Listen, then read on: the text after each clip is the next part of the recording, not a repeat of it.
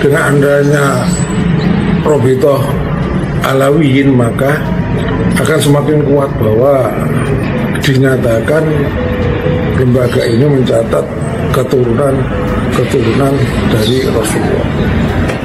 Nah di sini ada dua jadi para kiai yang ada di Jawa itu tidak percaya. Tapi ada yang lain juga percaya juga ada. Kalau yang percaya itu dari orang Aceh dan orang Madura. Sementara orang-orang Jawa tidak percaya tetap bahwa keberadaan lembaga Robito Alawiyin adalah diragukan. Kalau Aceh percaya, akhirnya apa? Hampir ya terkalahkan karena ada pengkhianat di sana namanya Habib Abdurrahman itu menjadi pemimpin pasukannya Aceh, tapi sebenarnya dia orang Belanda, dia panglima Aceh tapi pro Belanda.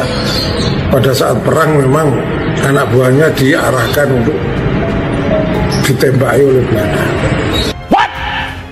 Indonesia sejak dulu kala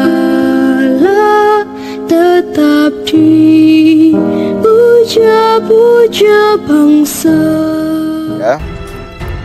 Dan saya sarankan simak dari awal sampai akhir biar kita paham sejarah terbentuknya Robito Ba'lawi sampai Mufti Bapak Batavia Habib Utsman dan sampai keterikatannya dengan Rizik Syihab. Ternyata masih ada hubungan darah dan mufti-mufti di seluruh daerah yang ada di Indonesia mayoritas ternyata sekali lagi siapkan dulu tempat yang paling enak. Mau sambil ngopi, mau sambil tiduran, mangga. Simak sampai tuntas ya, biar kita paham. Dan ini akumulasi dari kekecewaan. Akhirnya para ulama, para ustadz, para kiai membongkar siapa mereka semua. Ini yang ngomong ahli sejarah, bukan kaleng-kaleng, bukan abal-abal. Identitasnya ada, bisa dipertanggungjawabkan. Assalamualaikum warahmatullahi wabarakatuh.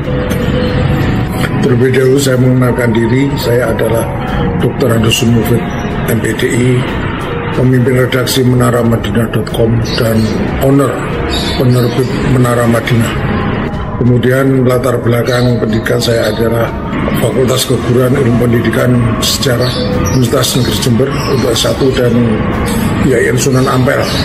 Sejarah terbentuknya Robito Alawi sampai Mufti Batavia Habib Utsman dan sampai ke terikatnya dengan Rizik Syihab. Ternyata masih ada hubungan darah dan bukti-bukti di seluruh daerah yang ada di Indonesia mayoritas ternyata. S2 dengan jurusan konsentrasi pendidikan sejarah. Di dua perguruan ini saya mempelajari sejarah nasional Indonesia, sejarah Islam, sejarah dunia. Oleh karena itu pada kali ini saya akan memberikan gambaran sejarah tentang Habib Utsman bin Yahya dan Robito Alawiyin. Perlu diketahui bahwa Habib Utsman bin Yahya ini adalah seorang tokoh Arab Yaman yang merupakan ketua dari orang-orang imigran Yaman. Tetapi beliaunya adalah merupakan generasi kedua. Sementara generasi pertama adalah ayahnya yang dibawa oleh Belanda dari Yaman, Hadramaut. Tapi di sana Hadramaut kan besar. Mereka dibawa Belanda dari pasar penjualan tenaga kerja. Jadi dulu itu tidak ada buruh, tapi membeli orang untuk dipekerjakan. Sehingga hak-hak penuh adalah di tangan Belanda.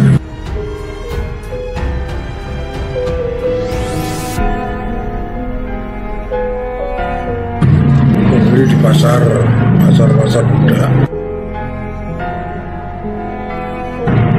di daerah untuk dijadikan pekerja.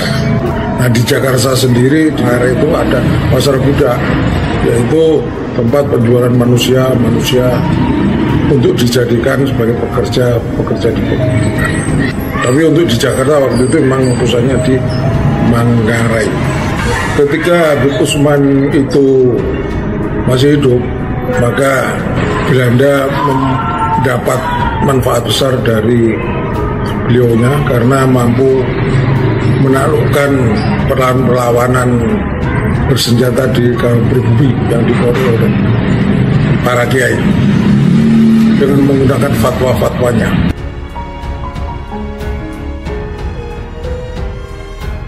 Tetapi pada tahun 1913 Habib Usman bin Yahya ini meninggal dunia di pemakaman di Jakarta.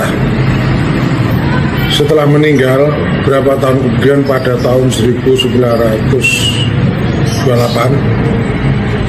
maka dibentuk perkumpulan Arabitul Alawijah. Ini merupakan FAM dari Mbak Alawi ya, ini dibentuk.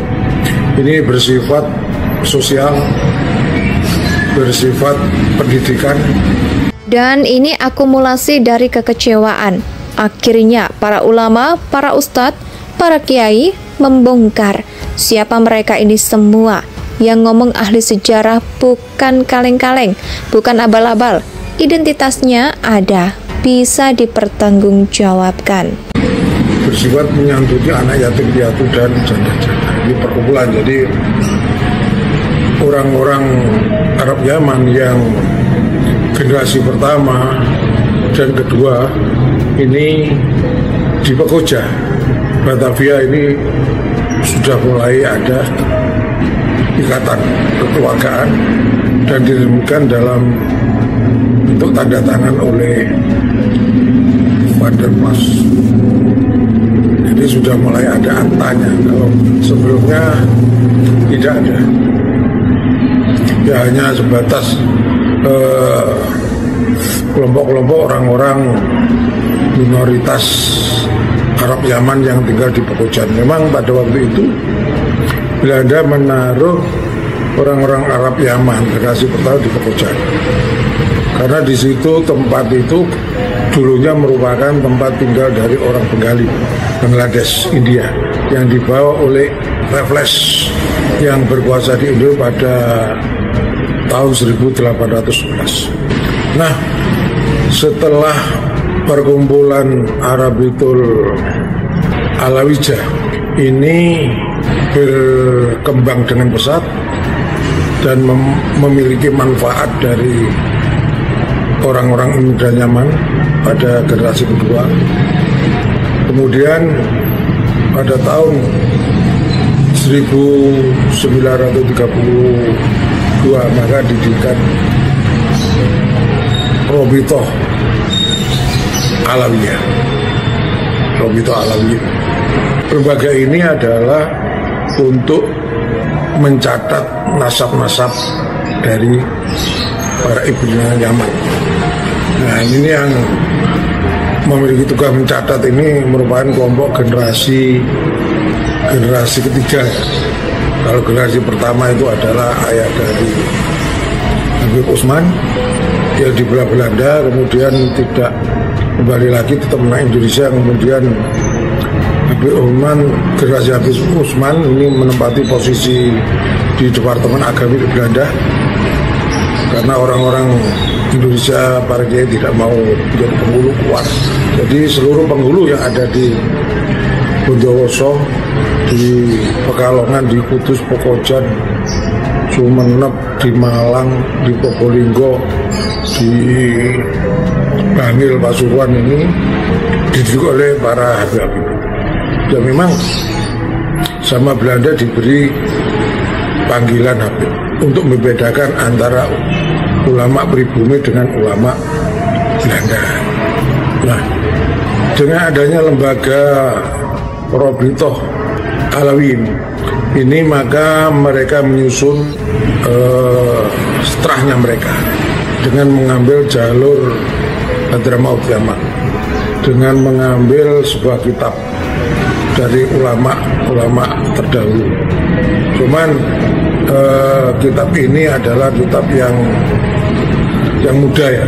Ini dilakukan oleh seorang orientalis, seorang Kristen, yaitu Van der Berg. Nah, kondisi ini memang bagi Belanda memang sangat menguntungkan karena ada kekuatan hukum secara tertulis bahwa memang kalau pada zaman Utsman bin Yahya ini kan mereka disuruh mengaku sebagai keturunan Rasul. Indonesia